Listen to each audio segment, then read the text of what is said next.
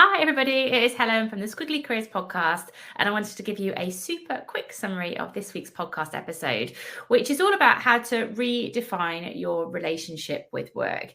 And I guess it's our response to all the noise around quiet quitting. I'm sure if you care anything about work and career, you've come across this concept. It's in lots of papers, and it's become maybe a bit of a fad term. But I actually think the insight behind the fad term and the trend is really important, which is that lots of people are feeling like their boundaries have been too blurred by work, and that their sort of psychological contract, the relationship they have with work, is no longer working for them, and they're trying to take back a bit of control. And this idea of quiet quitting, where people sort of press pause and say, I've had enough, I'm not doing this in the evening, I'm not taking work home and continually working on it in my own time anymore, is a bit of a response to it. Now, mine and Sarah's perspective is that quiet quitting isn't the best answer to this kind of problem that people are experiencing with their work, primarily because quiet quitting is quite a passive thing to do. So you sort of said, I've had enough, and you're opting out, but you're not really actively redefining your work, and you're not really solving those issues for the future. And so what we talk about on the podcast is some of the big shifts that are going on in work. So I'll talk those three for you now. For example, a lot of people used to go to work for kind of stability. It gave them that security. Whereas now people really go to work for skills and employability. That's what they're looking for in their relationship with their employer.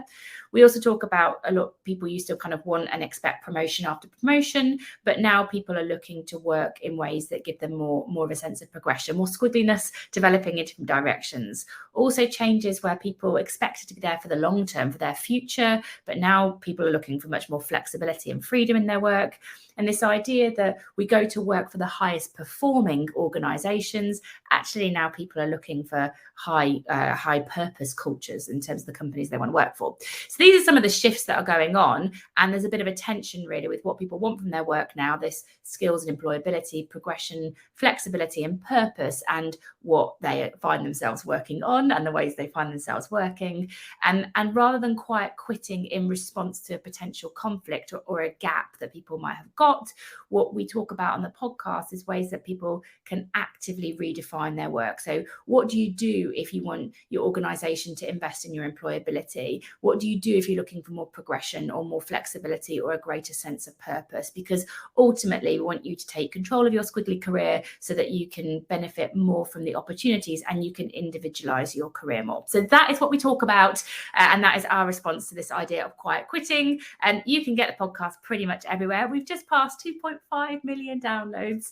And obviously, once you've listened, if you want to reflect and take action, which we would love you to do, there is always a pod sheet you can download, and it summarizes the key ideas for action. It has some coach yourself questions in as well. You can always get that in the show notes if you listen on Apple Podcasts, or if you listen on another platform, that's fine. Go get the pod sheet from our website, amazingif.com. It is on the podcast page, which you'll find on the toolbar. And you can also there sign up for Podmail, which means that you get the email every week with all the resources on, which might make your life easier. So I hope that has been helpful. I hope if you are maybe feeling a little bit of that desire to do a bit of quiet quitting, the podcast might help you to more actively redefine your relationship with work.